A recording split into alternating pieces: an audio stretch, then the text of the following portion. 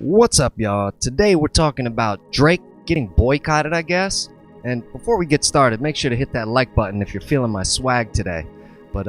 So Drake was at an NBA game. He's obviously a fan of the Toronto Raptors, and he was really making a big fool of himself, running up on the court and taunting the other players and laughing, jumping around and slapping the coach on the back, all kind of crazy stuff.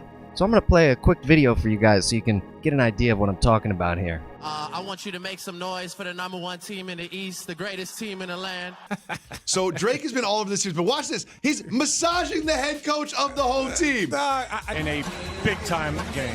And Drake, as he said, he called it. Yeah, get your hands up. All right, so that was Drake being Drake.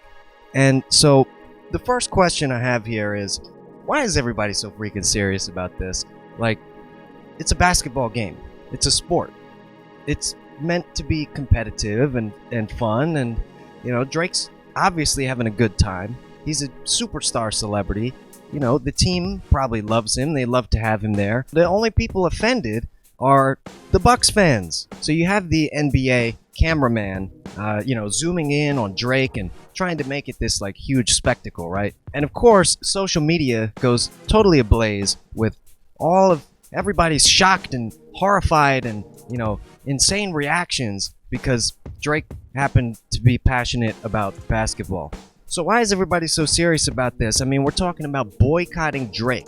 All right, I just read an article. People were talking about radio stations not playing his music, like big Spotify playlists, like deleting his songs from it. Like, is it really that serious, guys? And it's kind of representative of where our culture is nowadays. We put all this importance on celebrities and sports, and honestly, a lot of stuff that's pretty inconsequential in the larger scheme of things. Nobody's talking about big tech censorship and platforms deleting people, destroying them. Nobody's talking about credit cards denying people service just because they don't agree with their political views. Drake is like the big story now. People are actually really seriously emotional about this, talking about how they're going to delete Drake and cancel Drake. It's like they love this feeling of hating somebody, even though Drake didn't really do anything. He didn't commit a crime. He didn't hurt anybody.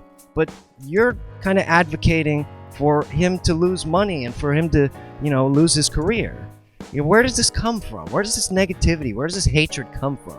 I guess, your career is not that great and your life is not awesome. At least you're not as high status as a guy like Drake, right? So it must be a huge endorphin release for some of these people to write these tweets, and their heart's pounding and they're getting excited and they're just full of rage and full of hate, and they just have to express it and they just want it and they need it. And then they send the tweet, they send the Facebook post, and then it's like, well, what happens now? They didn't really do anything, right? They didn't accomplish anything. So it's like a drug. It's like an addiction. They need that next fix. So then they start searching for other people's posts. They start commenting back and getting in arguments and, oh, well, let's go find some Drake fans and I'm going to get in a flame war with them. Flame war is kind of old school internet lingo, sorry. We really are addicted to negativity. So another issue that people are bringing up about this story is the idea of fairness and should a celebrity have the right to go on the basketball court during the game. And if you ask me, I really don't care. Doesn't matter to me. Does the team want him there? They're from the same area.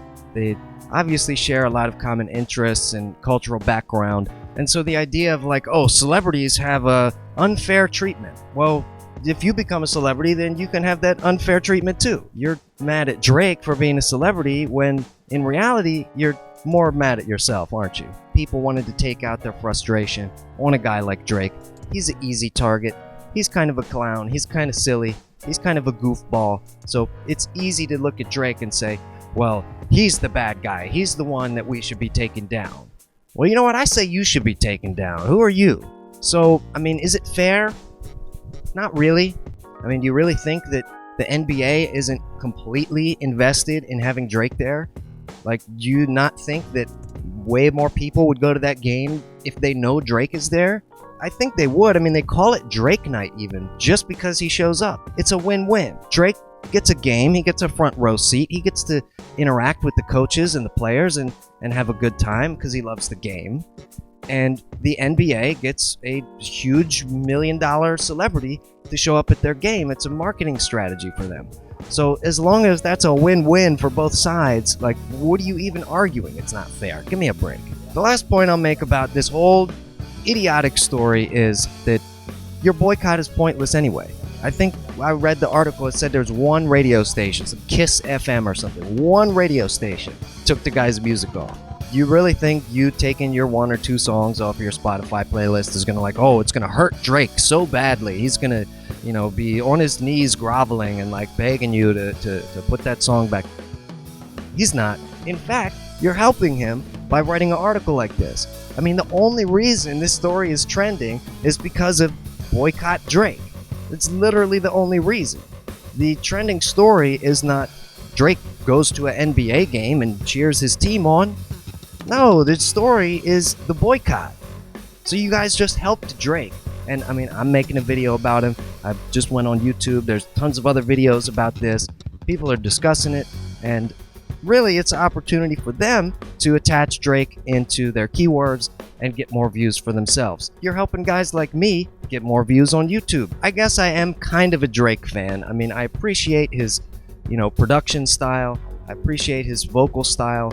The guy's a great entertainer. He's obviously a celebrity for a reason. He's a star for a reason. People resonate with him. People connect with him. He reminds them of themselves. And you can't take that away with a boycott. I'm sorry. But let me know what you guys think about this. Are you a Drake fan? Are you a Drake supporter? Do you think he should be boycotted? Are you anti-Drake? Are you a Raptors fan? Are you a Bucks fan? Where do you stand on the sports NBA basketball side of things as opposed to the Drake celebrity unfairly being allowed access to the court side of things? Let me know in the comments down below. Do you think the boycott will actually do anything to affect Drake? I don't. Do you think the radio station should be taking his songs off? I don't think that either. Do you think that Drake did nothing wrong? I can see the nuance here. I'd say his behavior was probably immature. I think he was absolutely emotionally charged and emotionally invested into the sport. But, again, that goes down to what our culture, what our society finds important. But I don't know, that's my take on this pointless story. Don't forget to subscribe if you want to hear more music, entertainment, and philosophy on this channel. But I think that if you're able to take your sports and your celebrity gossip stuff, take that in moderation. Start thinking about the important stuff. Start thinking about the real issues. That's how you get the money.